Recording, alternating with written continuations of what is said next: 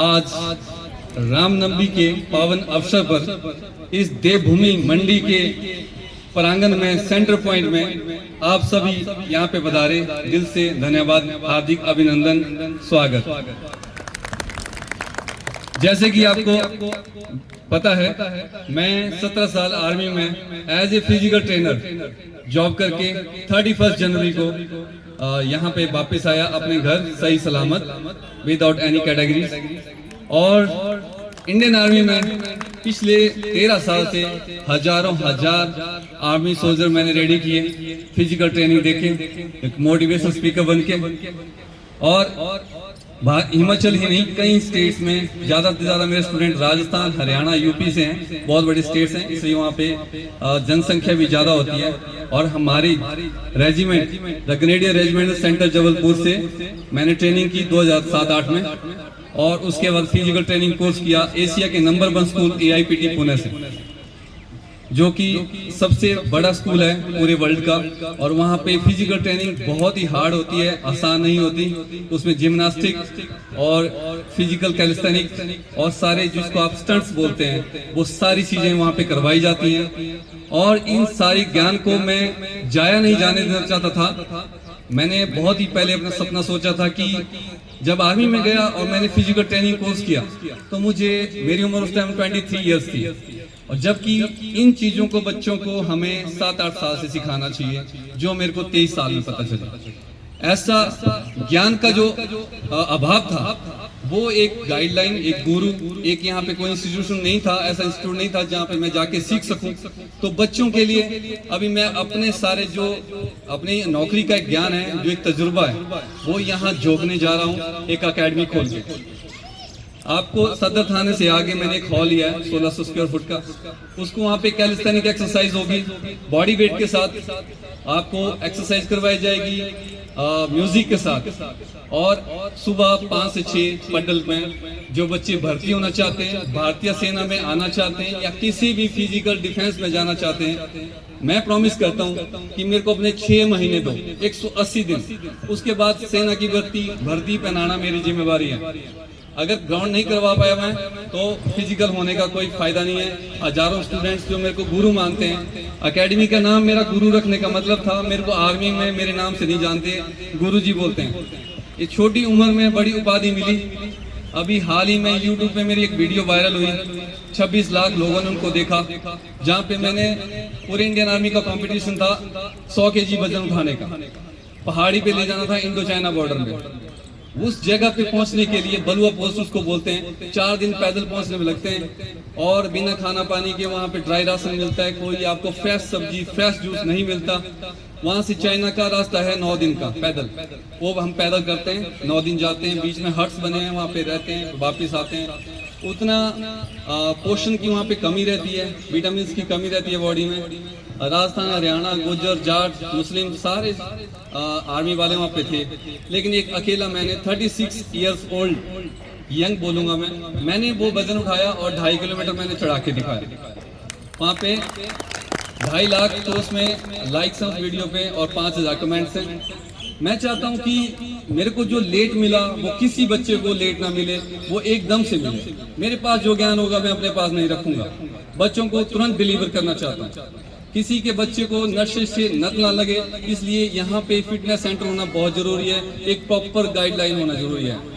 मैं योगा क्वालिफाइड हूँ, आर्मी में मोटिवेशन स्पीकर का काम करता था, डाइटिशियन कोच का कोर्स किया है, और योगा क्वालिफाइड आपने देखा।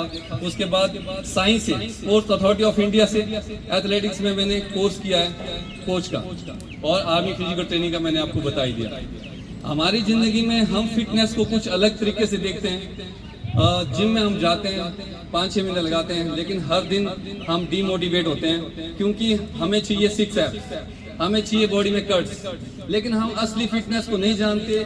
जिनको कट्स चाहिए वो बॉडी बिल्डर बने, वो जिम में जाएं। जिम में कोई भी जा सकता है, लेकिन आप कट्स के लिए ना जाएं, बॉडी शेप के लिए जिम में जाएं। आपकी बॉडी शेप में होनी चाहिए, आपका सांस नहीं फूलना चाहिए। आप नीचे ऐसे बैठ रहे हैं पॉलिथीन मार के, तो हाथ लगा के उठने की नौबत आपको 70 साल तक नहीं आनी चाहिए। वो फिटनेस है। आपको 4 से 5 किलोमीटर अगर आप चलते हैं तो आपकी टांगे दर्द नहीं होनी चाहिए, आपके घुटने दर्द नहीं होने चाहिए। आपके पौड़ियाँ चढ़ते हैं तो आपका सांस नहीं फूलना चाहिए। पानी में तैरते हैं तो कम से कम 50 मीटर पानी में आप तैर सके, इतना स्टेमिना शरीर में हो, इसको फिटनेस कहते हैं। ये है जनरल फिटनेस। लेकिन लोग स्टेरॉइड के पीछे नशा लेके एक्सरसाइज करना, स्टेरॉइड एक नशा ही है। उसमें अपनी बॉडी को क्या होता है, दिमाग और मसल का जो कॉम्बिनेशन होता है, कोऑर्डिनेशन होता है, स्टेरॉइड उसको कट करता है कि आप कितने भी थके हैं आपके दिमाग को पता नहीं चलेगा कि आप कितने थके हुए हैं। इससे क्या हो रहा है, सेलिब्रिटी आपने देखा हार्ट अटैक हो रहे हैं, क्यों हो रहे हैं, स्टेरॉइड ज़्यादा लेने से और जो एलोपैथ वाला प्रोटीन है उसको खाने से। जब बॉडी में एक्स्ट्रा कोलेस्ट्रॉल होगा तो आपकी बॉडी में 1000 बीमारियां आएंगी। कोलेस्ट्रॉल क्या होता है, आपको मैं आपकी द्वारा एक एग्जांपल देता हूँ। हम छोटी सी स्कूटी बाइक लेते हैं, सेकंड हैंड भी लेते हैं, उसको नहीं होती हमारे लिए, लेकिन उसके लिए पेट्रोल डलवाने के लिए सबसे अच्छे पंप का इस्तेमाल करते हैं। पता करते हैं दोस्तों से, कईयों से पूछते हैं कि कौन सा तेल अच्छा है, किस पंप का तेल अच्छा है।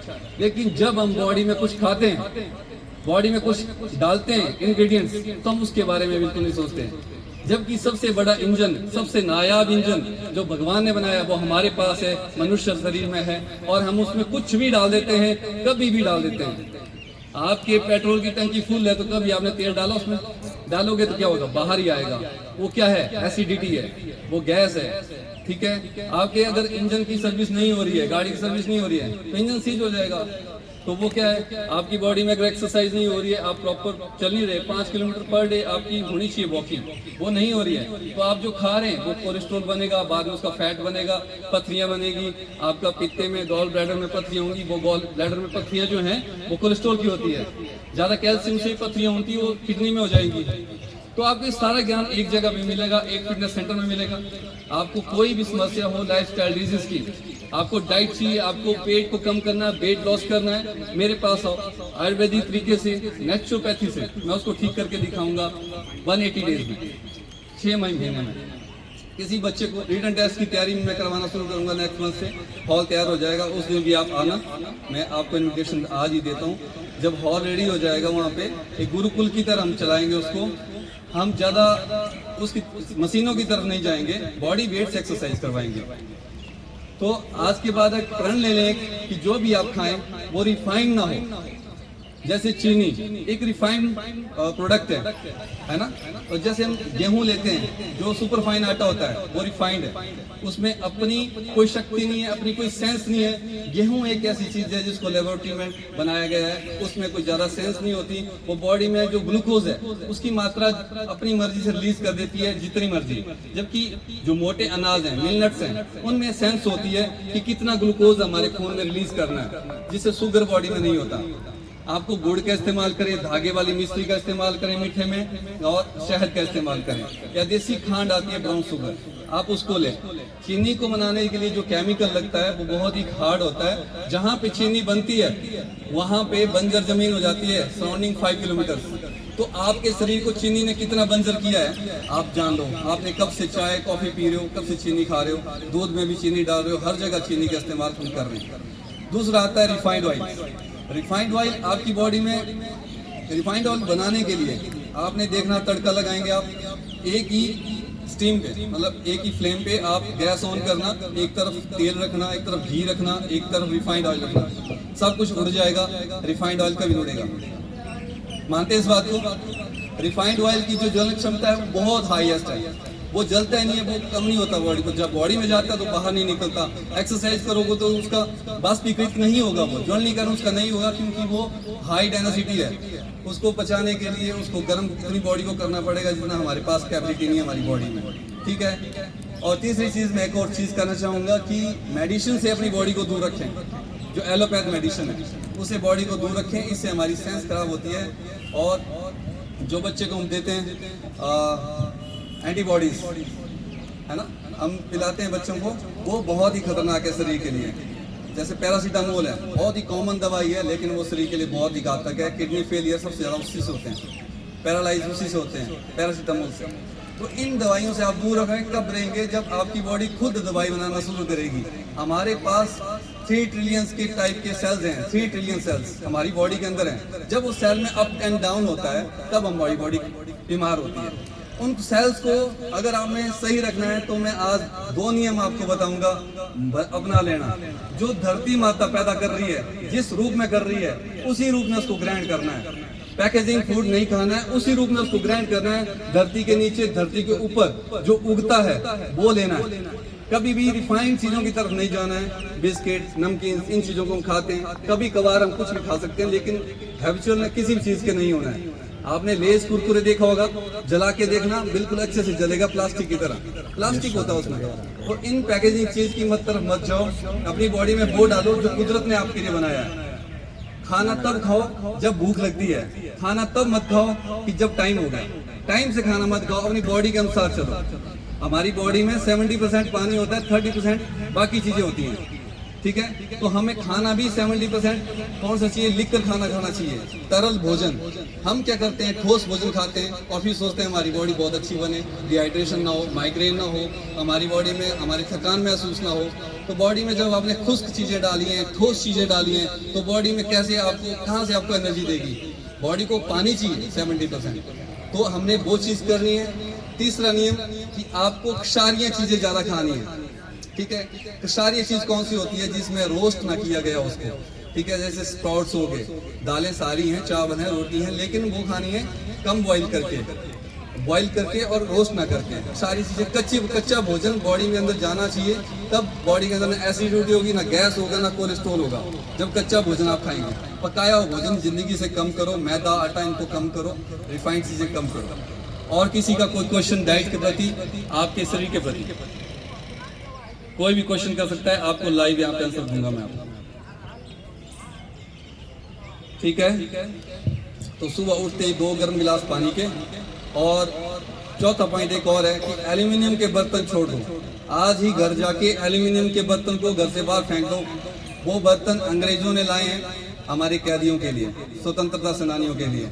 जो कैदी होते थे, क्योंकि बर्तन खराब ना हो, लॉन्ग ड्यूरेशन मटेरियल है, तो वो एक्चुअली कंस्ट्रक्शन काम के लिए है, लेकिन उसको हम खाने के लिए यूज कर रहे हैं। उसके अंदर आप अगर खट्टा डालेंगे तो उसका भी केमिकल रिएक्शन उल्टा होगा और बॉडी में बहुत ही जहर जाएगा आपकी बॉडी में। तो एल्यूमिनियम बर्तन से खाना बनाना बंद कर दो। अगर ज़्यादा महंगे बर्तन नहीं लेने तो लोहे की कढ़ाई ले लो, लोहे के बर्तन ले लो, ज़्यादा बेस्ट है, बहुत ही अच्छा, सस्ता भी है और आपकी बॉडी के लिए आपको विटामिन भी मिलेगी, आयरन भी मिलेगा वहाँ से, ठीक है दोस्तों। तो साबुन का इस्तेमाल, और चीज़ साबुन का इस्तेमाल भी कम करें, जिसमें ज़्यादा कास्टिक सोडा हो, वो साबुन यूज़ नहीं करना है। आपकी यंग स्किन रहेगी, हमेशा आप जवान दिखोगे। तो ज़्यादा कम से कम कास्टिक सोडे वाला साबुन यूज़ करो, और तभी यूज़ करो जब बॉडी को चाहिए, ठीक है। नहीं तो आप हल्दी बेसन से नहा सकते हैं, जो ज़्यादा बेस्ट है, और दही डाल सकते हैं। कोई क्वेश्चन? आपका यहाँ आने के लिए मैं फिर से तहे दिल से धन्यवाद करता हूँ। आपने इतनी धूप में अपना कीमती समय निकाला, और मैं चाहूँगा कि आप नई जनरेशन को प्रेरित करें एकेडमी में आने के लिए और यहाँ पे एक्सरसाइज करने के लिए, अपने आप को फिट रखने के लिए, ताकि आपका बुढ़ापा भी अच्छा कटे और आपकी जवानी भी लोग याद रखें। धन्यवाद। जय हिंद, जय भारत।